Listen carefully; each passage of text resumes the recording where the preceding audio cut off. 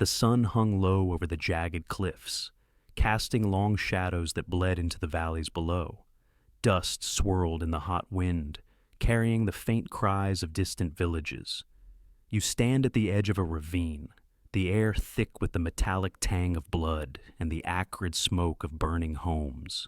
Soldiers, their armor glinting under the fading light, move like predators through the chaos.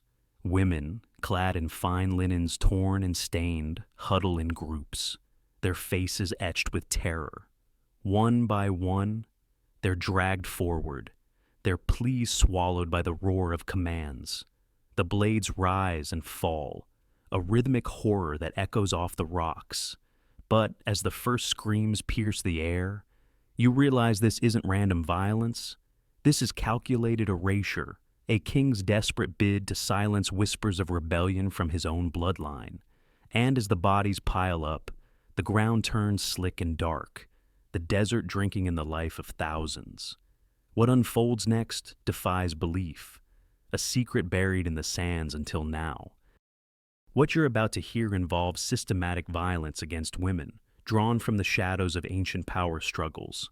These events, pieced from fragments of history, are disturbing but documented in echoes. If you need to pause, that's fine. For those pressing on, we focus not on the gore, but on the machine behind it, the paranoia, the politics, the desperate grasp on a throne that turned kin into enemies. This wasn't chaos born of war. This was a purge, hidden in the folds of an empire's edge, far from the marble halls of Rome or the sacred stones of Jerusalem. It played out in the harsh wilds of Idumea, where loyalties fractured like dry earth. Herod, the self-made king, wasn't just ruling Judea, he was reshaping it, brick by bloody brick. But his rise wasn't from divine right or ancient blood. It was forged in alliances with conquerors and betrayals of his own.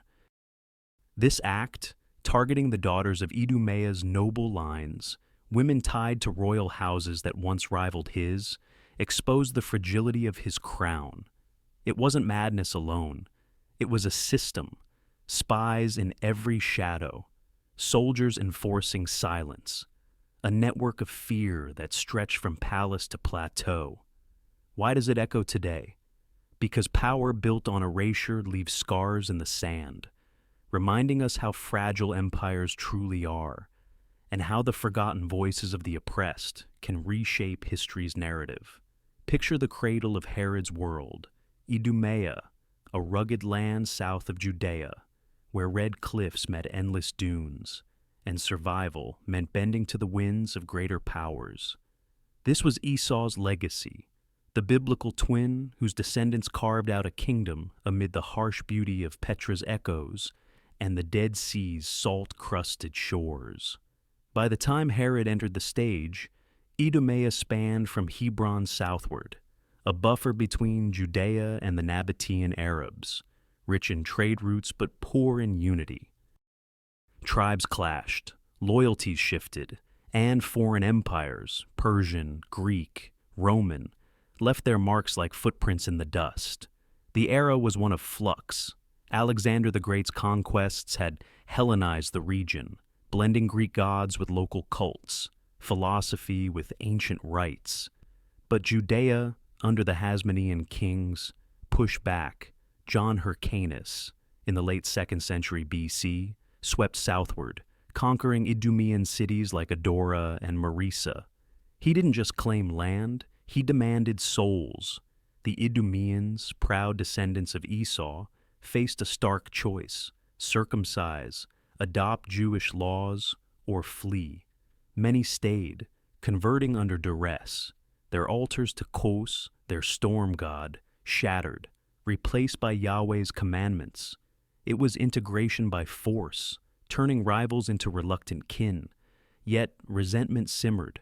Idumeans became Jews in name, but whispers of old identities lingered in family tales and hidden shrines. Into this tension stepped Antipater, Herod's father, an Idumean noble, shrewd and ambitious. He navigated the Hasmonean court like a desert fox. Appointed governor of Idumea by Hyrcanus II, he married Cyprus, a Nabatean princess, blending Arab cunning with Idumean grit. Their son, born around 73 BC, was no pampered heir. Herod grew up amid political storms, Roman legions marching in, Parthian invaders threatening from the east. As a boy, he witnessed his father's rise, allying with Julius Caesar after Pompey's conquest of Jerusalem in 63 BC. Caesar rewarded Antipater with Roman citizenship and tax privileges, elevating the family from outsiders to power brokers. But power bred scars. Herod's formative years were marked by betrayal. When Hyrcanus the Sixth clashed with his brother Aristobulus II, Antipater backed Hyrcanus, dragging young Herod into the fray. At 15, Herod governed Galilee, crushing bandits with ruthless efficiency, hanging them without trial, earning Rome's nod but Judea's ire. The Sanhedrin summoned him for judgment, but he arrived in purple robes, backed by soldiers, a brazen display that foreshadowed his future. Pardoned by Roman intervention, he learned a brutal lesson. Strength trumped law. Then came the pivot. In 40 BC, Parthians invaded, installing Antigonus, a Hasmonean, as king. Antipater was poisoned. Herod's brother Faisal captured and killed. Herod fled south, rescuing his family at Masada, that sheer cliff fortress he'd later fortify.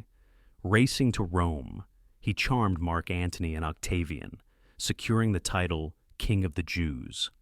But titles meant nothing without conquest. 3 years of war followed, culminating in Jerusalem's siege. Herod stormed the city, executing Antigonus, claiming his throne. Yet victory tasted bitter. The Judeans saw him as an Idumean usurper, half Jew at best. To legitimize, he married Mariamne, a Hasmonean princess, linking his line to ancient royalty. But paranoia crept in, whispers of plots, echoes of his father's fate. This was the turning point. Herod, once the ambitious climber, became the haunted ruler. A formative betrayal. Mariamne's family schemed against him, fueling suspicions that twisted into executions. Her grandfather, Hyrcanus II, strangled. Her brother, drowned in a bathing accident.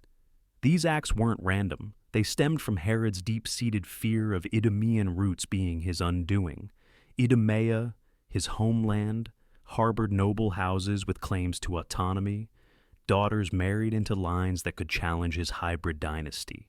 And then, in the shadows of 29 BC, the purge began. The whispers started in the markets of Marisa, Idumea's bustling heart. Nobles, descendants of old Edomite kings, chafed under Herod's rule.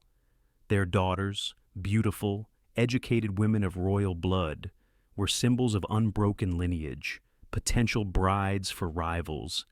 Herod's spies reported gatherings, coded messages hinting at alliance with Nabatean or even Rome's enemies. One name surfaced, Livia, a fictional composite in our tale, but representing the archetype, a high-born Idumean woman, daughter of a converted chieftain, whose grace masked fierce loyalty to her heritage. Herod summoned her to Jerusalem, ostensibly for betrothal talks. She arrived with an entourage, her dark eyes steady, her robes embroidered with Edomite motifs. In the opulent halls of his palace, amid frescoes of Greek gods clashing with Jewish austerity, he probed her loyalties. Livia spoke of unity, but her words carried an edge. That night, dreams plagued Herod, visions of uprisings, his throne crumbling like sand, awakening in sweat. He saw threats everywhere. Idumea's royal daughters weren't just women, they were vessels of rebellion, their wombs potential cradles for usurpers. The confrontation unfolded at dawn. Herod's soldiers, Thracian mercenaries, loyal only to coin, surrounded Marisa's noble quarter. Livia stood defiant as they burst in, her family pleading. "This is your blood too," she spat, invoking Esau's legacy. But Herod's order was iron: root out the threat. The soldiers hesitated, then obeyed. Livia was dragged to the square, her cries joining others. This wasn't about one woman. It was the system. Informants identifying targets, captains enforcing quotas, a purge to neuter Idumea's elite. Word spread like wildfire through the valleys. Families fled to caves, but Herod's net tightened. In hidden groves, where Cos's altars once stood, daughters were cornered, the act itself, implied in the silence that followed, blades flashing, bodies left for vultures. Herod justified it as mercy, better swift ends than lingering treason. But the toll mounted, whispers claiming thousands, though records blurred the truth. Livia's final gaze haunted him, a mirror to his fractured soul. This wasn't isolated cruelty, it was strategy. By targeting Idumea's royal women, Herod severed ties that could weave alliances against him. Not vengeance, he murmured to advisors, but preservation. A modern echo, think of regimes purging elites to consolidate power, where gender becomes a weapon in political warfare. Yet here, a breather amid the horror. A soldier pauses, gazing at the stars, wondering if gods judge kings differently. The purge escalated as Herod's suspicions deepened. From Marisa, soldiers fanned south to Adora, then east toward the Dead Sea's briny shores. Idumea's landscape, harsh, unforgiving, became a graveyard. Shift perspective. Through the eyes of Gaius, a Roman centurion seconded to Herod's guard. He'd seen conquests in Gaul, but this felt different. Internal rot eating at an ally's realm. Orders came sealed: round up the noble daughters, question loyalties, eliminate threats. Gaius watched as compounds fell. Women herded like livestock. One, a young widow named Thea, begged for her child's life, offering secrets of hidden wealth. But the machine ground on, no exceptions. The spread revealed the machinery. Tax records pinpointed families. Local informants traded names for favor. Incentives flowed, land for betrayal. Numbers swelled, villages emptied, not of men in battle, but women whose influence whispered through marriages and alliances. Whole bloodlines vanished, Gaius noted in dispatches, humanizing the scale.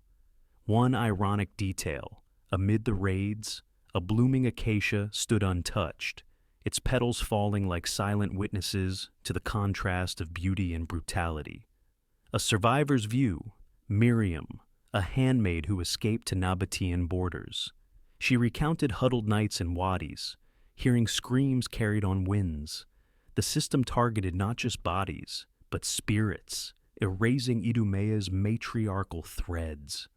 One brief moment, a quiet dawn where soldiers, exhausted, shared bread with captives, a flicker of humanity before orders resumed. The climax crested near Masada's shadow, that looming plateau Herod eyed for fortification. Scouts reported a gathering, daughters from scattered houses, seeking refuge in caves. Herod, feverish in Jerusalem, demanded closure. Soldiers descended, the ravine a choke point. Time slowed, echoes of pleas, the clash of iron, dust choking the air. The peak horror, implied in the aftermath silence, bodies strewn like broken idols. But the crack appeared, a soldier defected, whispering to Roman ears of a king's unraveling. What broke? Herod's grip, overreaching into his own origins, planting seeds of doubt in allies. Herod's fate twisted in agony, racked by illness, flesh rotting, bowels aflame. He retreated to Jericho's hot springs, but no cure eased his torment. The purge's ghosts haunted him. Whispers claimed he saw Livia's face in fever dreams. His sons, sensing weakness, plotted. He executed more, including Antipater days before death.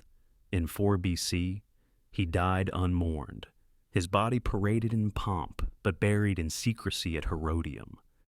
Survivors scattered, some to Nabatea, others assimilating into Judea, their stories fading. Power shifted. Rome divided his kingdom among sons. Archelaus inheriting Idumea, but ruling poorly, exiled after complaints. Long-term, Idumea integrated fully, its people fighting as Jews in the 66 AD revolt. One ironic twist. Documents meant to justify the purge became evidence of tyranny, fueling later rebellions. Modern eyes unearthed the layers. In the 1960s, Yigael Yadin's team excavated Masada, revealing Herod's palaces, frescoes, mosaics, baths, tangible proof of his grandeur. But deeper digs at Marisa and Hebron hinted at disruptions, burned villas, mass graves from the era, bones of women bearing execution marks. Who found them? Ehud Netzer, the archaeologist who in 2007 uncovered Herod's tomb at Herodium, piecing together the king's dual legacy, builder and destroyer. Why does it matter? This teaches the peril of hybrid identities and power's grip, where fear erodes from within. A modern parallel, dictators purging ethnic kin to secure regimes, echoing Herod's Idumean dilemma. It reveals human nature's dark core, ambition devouring its roots, yet resilience in the silenced voices that archaeology revives. Echo the start, the ravine now silent, cliffs guarding secrets. What changed? A king's empire crumbled, but the desert endured. These women were meant to vanish, erased from scrolls and sands, but they didn't. In bones and whispers, they persist. And now they're here with you, because you listened. If this tale stirred something, share a thought below. Did it change how you see ancient power? The sands hold more stories, waiting,